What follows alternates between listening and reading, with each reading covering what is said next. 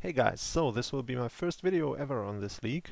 The reason I'm making this video right now is because I'm playing this week against someone named Mayo from coaching the New England Patriots, and as you can see in the standing sheet, he has won 5 matches into the season. He has won every single one of them, and the same goes for myself, and we are only separated by one Pokemon differential. So yeah, it's really close and really cool in my opinion that a constellation like this has happened this deep into the season. Two unbeaten coaches, and yeah, so I'm definitely looking forward to this match and wanted to share my thoughts on the matchup and on my team beforehand. So yeah, as you can see, his team consists of Mega Sceptile, Zapdos Galar, Rotom Heat, Drapion, Vanillix, Steelix, Kadabra, Azumarill, Reuniclus, Arctozolt, and Chestnut. Yeah.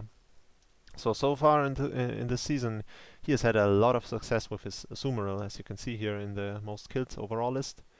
It's currently leading the kill stats with 12 kills in how many times has he brought it? 4 matches. So yeah, averages 3 kills per match. That's a lot. So yeah, definitely something to look out for. And yeah, so gonna go over to my team. Where is it? As you can see, I just made a test match versus him. This is another coach. There we go. Yeah, so Mayo.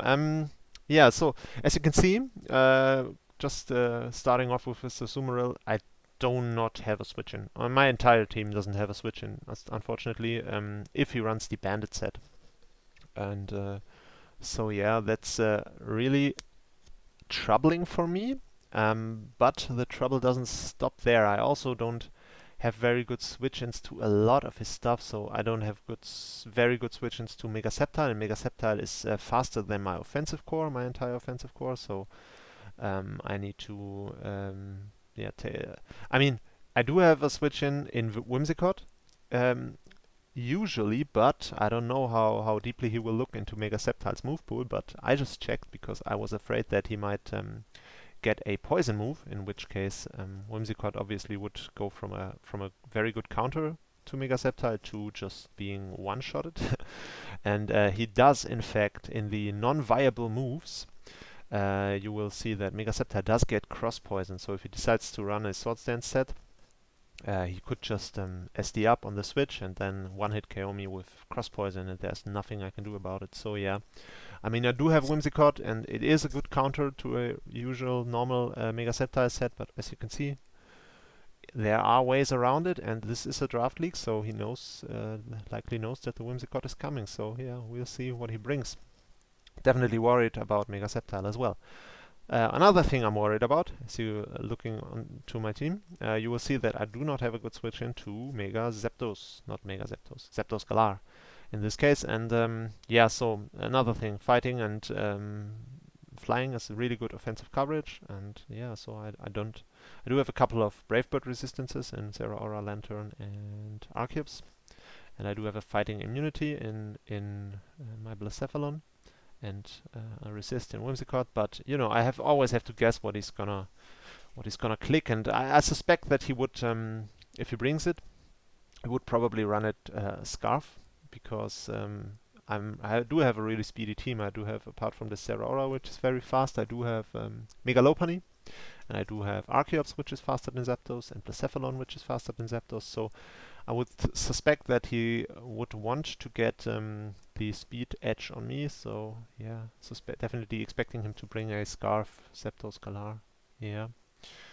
Yeah, but I've talked so much about his mons that I completely forgot to go over my team first. Yeah, so I do decided the first mon.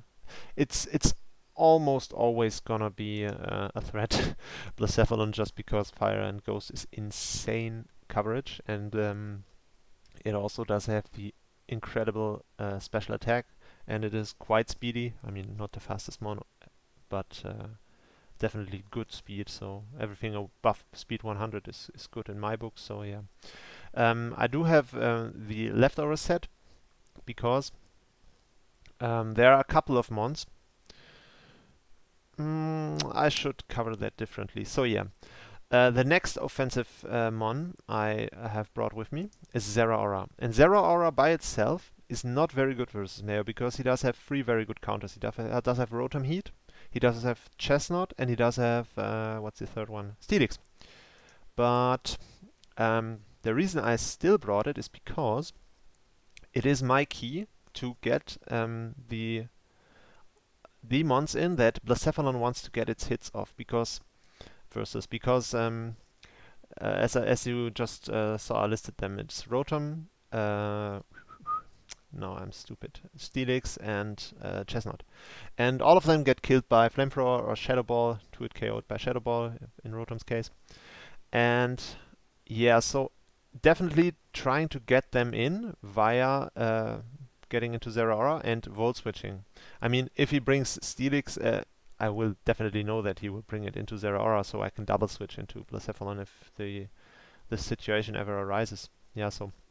And I do have the substitute set because he could bring the only two things he could realistically bring in to Blacephalon are Drapion and Azumarill.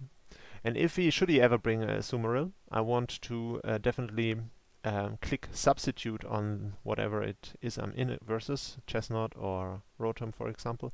I will click substitute first because when this Azumarill comes in, I do have the opportunity to burn it with Will-O-Wisp and definitely make it less of a threat because, as I said earlier, it's a huge threat versus myself. So yeah, it's definitely the reason I have Zeraora is basically just to support Blacephalon. And the second reason is because it can one-hit KO Azumarill, and Azumarill is just insanely threatening versus me because, you know, I do not have a Bandit, switching for the Bandit set, and yeah.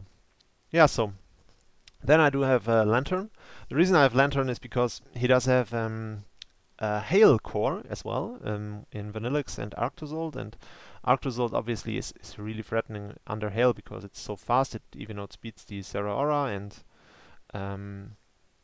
so it's faster than my entire offensive core, and my defensive core gets really screwed by the combination of Bolt Beak and Icicle Crash, apart from a Volt Absorbed Lantern, and that's exactly the reason why I have it. With quite a bit of physical bulk, but also a good special defense. So yeah, it can definitely, I mean, it gets healed by Bolt Beak and it resists the Icicle Crash, and apart from that, Arctozolt really isn't that threatening, and yeah, so that's the reason why I have Lantern.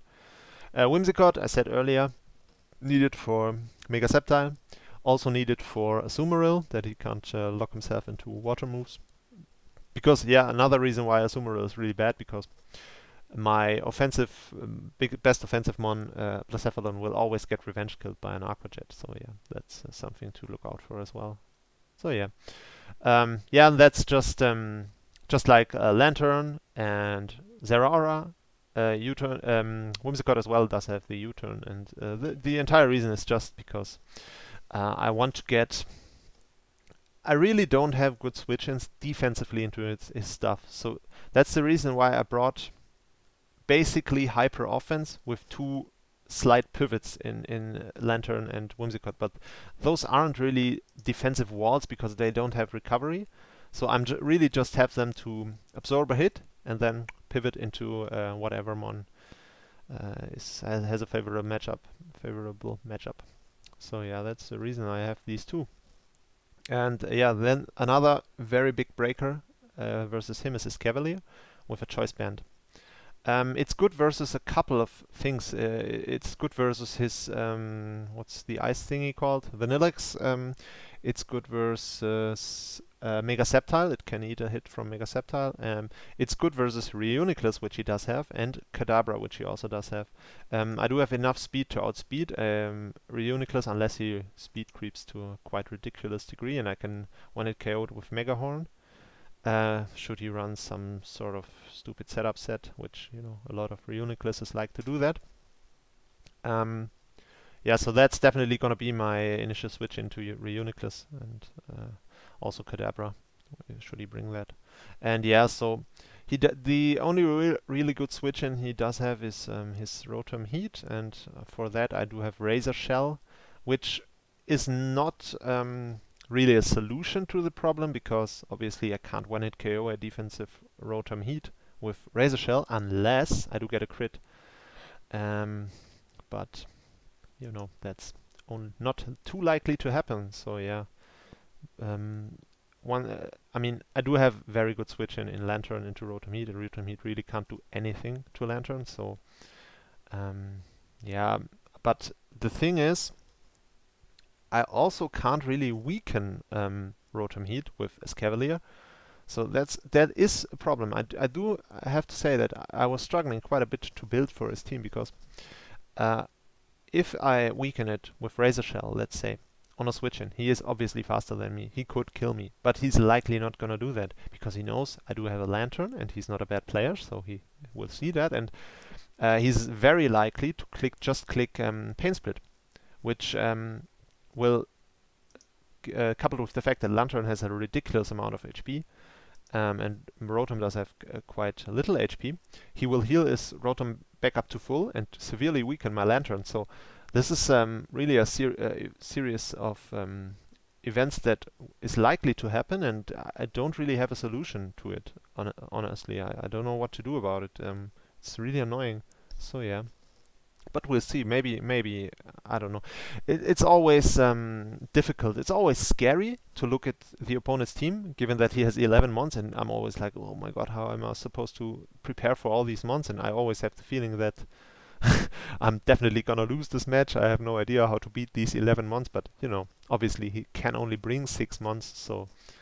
And yeah, I mean, so far I have always had been lucky enough to win my matches, but it's always scary to prepare, especially for a good player like Mayo. Yeah, but last thing I have is very good versus him. It's Archeops. It's a new member on my team. I just drafted it, I think, two weeks ago.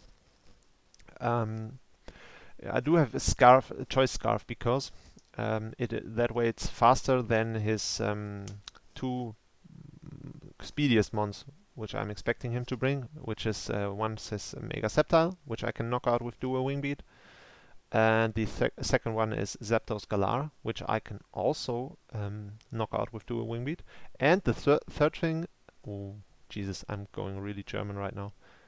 The third thing that he can bring that's really good and fast is Arctozolt, which I can also outspeed with this Scarf set even under Hail, and I can knock it out with Stone Edge. Yeah, but so he really doesn't have a good switch into the combination of Rock and Flying, apart from Steelix, which I can 2-hit KO with Heat Wave if he doesn't run it specially defensive. So yeah, Archeops definitely very good. Definitely expecting this thing to do a lot of work.